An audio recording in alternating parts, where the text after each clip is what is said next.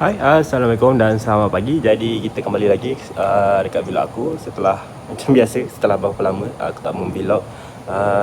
Disebabkan PKP kita kena terhadkan kita punya pergerakan dan sebagainya lah. Jadi itu benda yang kita perlu jaga untuk kita menjaga kesihatan kita sendirilah. So kali ini kita akan kembali semula dekat vlog kat sini. Hari ni tak ada yang sangat macam heavy ataupun yang sangat terlampau penting lah. Cuma yang aku nak update, kalau korang perasan kenapa aku pakai tayar besar balik semula kan. So sebelum ni aku ada post dekat aku punya YouTube story berkenaan dengan apa yang terjadi kat belah depan tu. Depan tu di situ. Jadi hari ni aku akan cerita kat korang apa sebenarnya yang berlaku, kenapa aku pakai balik tayar stainless dan sebagainya kan. Kenapa aku nak jadikan game tayar besar balik semula ke macam mana ke kan. Tapi aku rasa macam okey je lah, aku pakai tayar besar tak ada masalah kan. Jadi aku akan cerita apa yang terjadi pada hari tu. Dekat sini aku tunjuk korang. Kalau korang nampak, ya Allah, nampak tak? Macam mana aku nak zoom kat korang ni, nampak ke tak? Allah, tak nampak. Nampak. Aduh, tak nampak ah. Sebab bendanya ada dekat tepi ni lah. Kalau korang perasan, tepi ni aku punya fork ni dah kena makan. Kena makan dengan skru lah. Jadi apa yang terjadi sebenarnya, aku pergi kerja pagi tu macam biasa. Lalu dekat depan pertolongan dengan Shell tu, tiba-tiba depan ni, salah satu skru ni depan ni lah, dia tercabut, terkeluar. Terkeluar tapi dia tak keluar habis tau, dia keluar sikit je. Jadi dia kena dekat tepi fork ni habis. Itu yang terjadi sebenarnya. Jadi bila berhenti kat tepi, aku tengok memang dah teruk lah. Memang habis kerosakan kat tepi ni, kat dalam ni.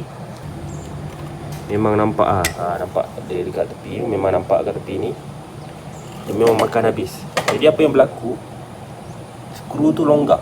Ada satu ni, lepas tu yang ni pun nak longgar, yang ni pun nak longgar, yang nombor 4 pun nak longgar. Sebab dia ada 4 skru kan. Jadi skru yang first tu memang dah langgar sini lah. Aku tengok check, buka balik dekat tepi kan. Ambil barang tu semua, buka tengok, memang skru ni dia dah terbuka. Skru bukan loose tau, bukannya thread dia hancur ke apa ke. Thread dia cantik. Ni skru ni cantik, dia tak ada patah pun. Aku tengok kat dalam tak ada tinggal pun. Thread yang dekat sport rim pun okey lah. Sebab yang satu tu dia dah langgar. Ni, jadi dia dah loose.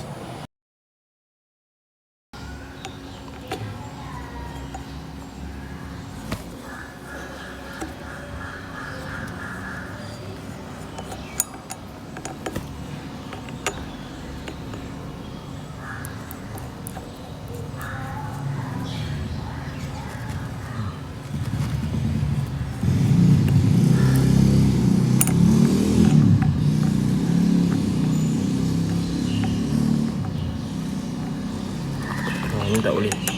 Ni yang rosak.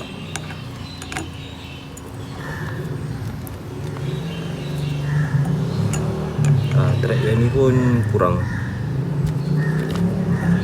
So yang dua ni okey lah, masuk 6. Yang ni pun dia punya dalam ni pun okey sebenarnya, dia tak banyak sangat. Yang ni pun sama lagi, okey lagi. Jadi apa yang terjadi kat sini, aku bingung tau.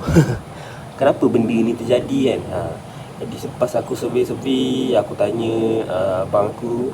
Sebelum ni dia pakai sport rim Engkai yang Ori 125 tu, yang 6 batang tu.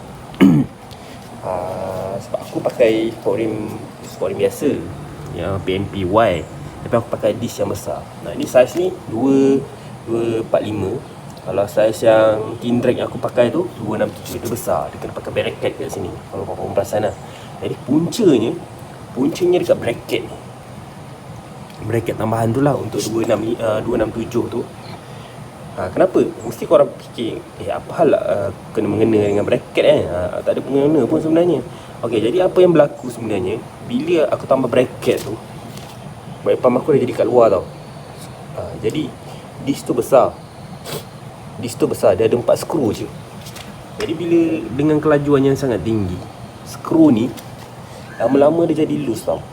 Dia akan terbuka dengan sendirinya kalau korang tak check. Itu bahaya dia. Memang abang aku sendiri cakap masa dia nak pergi Thailand dulu pakai Sporim tu, sikit je lagi dia nak makan fork ni tau. Dia dah terbuka, kira macam jalan yang jauh, sikit je lagi nak terbuka.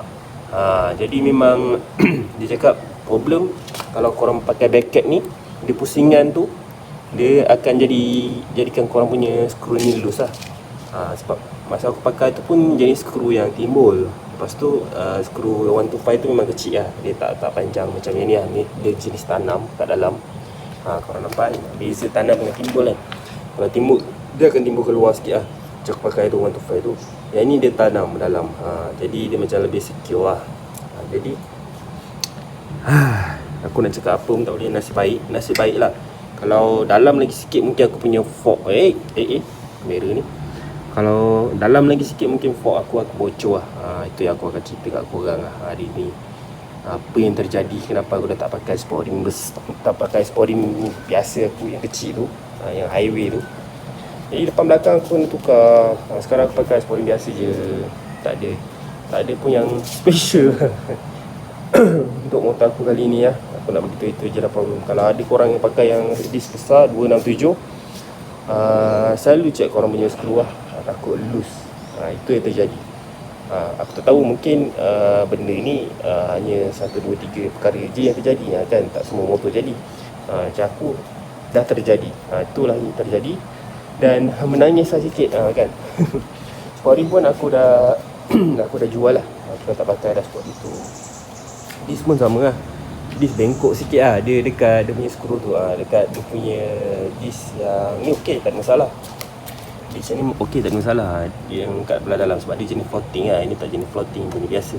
So aku pakai je lah biasa. Jadi mungkin insyaAllah kalau ada rezeki baru aku akan pakai Sporim lain. Jenis Sporim aku tak tahu, aku akan survey dulu nak pakai Sporim apa. Sebab aku akan lebih berhati-hati lah untuk pilih Sporim kali ni. Mungkin aku pilih Sporim yang lebih mahal sikit lah, supaya keselamatan tu lebih terjamin lah. Sebab masa aku kena tu aku tengah high speed, boleh tahan juga lah high speed. Aku tengah macam nak masuk gear 4 ke 5 lah, macam tu, macam nak tengah ram kan.